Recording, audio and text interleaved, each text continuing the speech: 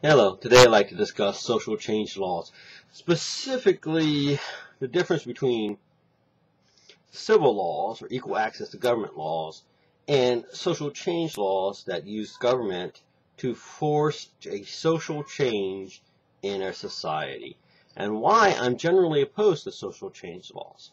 Keep in mind I said generally because there are examples of social change laws that I probably would support, but this is generalities.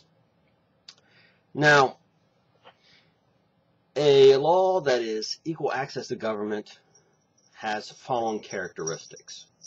An equal access to government law will have one, non-specific beliefs being targeted. In other words, they don't talk about beliefs. They talk about, like, everyone gets a vote. Would be an example of an equal access law. Everyone can apply for a government loan. Everyone can apply for a government position. Everyone can apply for a government this, a government that. It means the government treats the individual without targeting a belief. In other words, it limits it, and that frees up things. Then you have what's called social change laws. And social change laws are characterized by targeting beliefs. These are laws like the Jim Crow laws, anti-discrimination laws,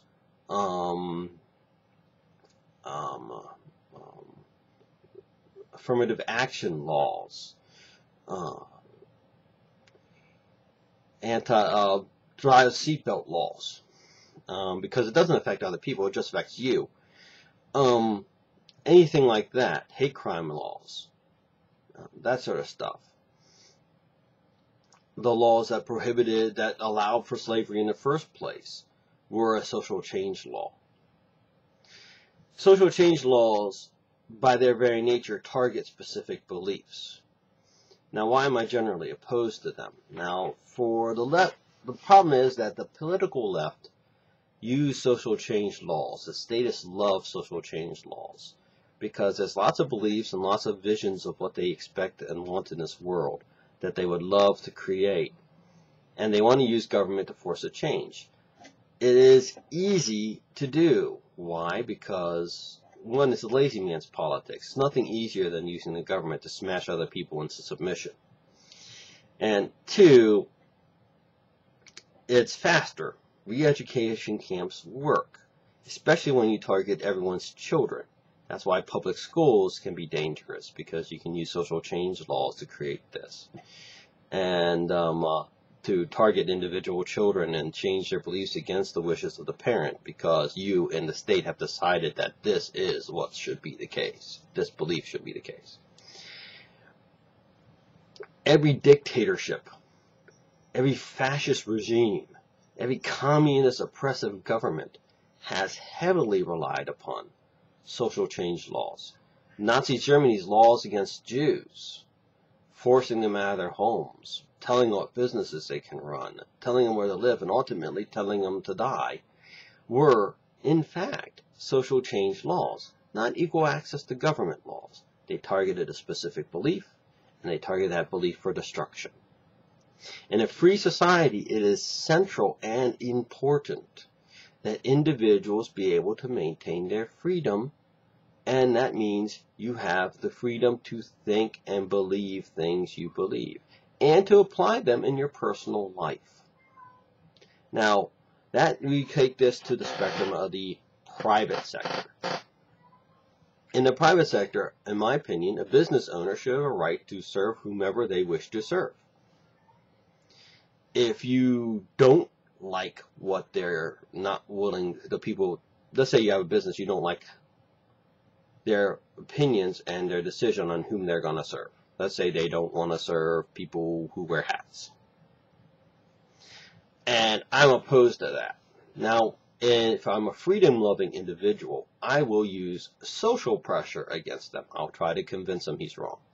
If that doesn't work, I'll try to speak out against him in the public forum. I'll try to encourage people to not go to his store. I might do a boycott of his store. I won't go shopping there. And if enough people do this, I don't care what his beliefs are, his store will go under. no one's personal freedoms have been removed in this equation. Now, I can take it the socialist or the statist method. And that method means that I'm going to go to the government and have some county, state, or federal guy pass a law to make his actions criminal. And then I'm going to show up with police and arrest him if he does this, and lock him up in jail. That's social change laws. Social change laws are inherently dangerous in that way. Now, one could say, well, gosh, we have social change laws that you probably support. What about nudity laws? What about homosexual marriage? And that's an equal access law. That's not a social change law. They're not criminalizing people who reject homosexual marriage. And the answer is yes and no. Again, statists use both tools. Now, I can support some of the equal access stuff, but I also have to oppose the social change elements that they throw in there too. The equal access stuff is, yeah, the government to recognize their marriages. That doesn't necessarily bother me per se. I mean, I disagree with them, but that's fine. But it is an equal access issue. And truthfully speaking, I don't oppose the government being in marriage in the first place, so I figured they shouldn't be involved in anyone's sex life anyhow, so let's get them out of marriage.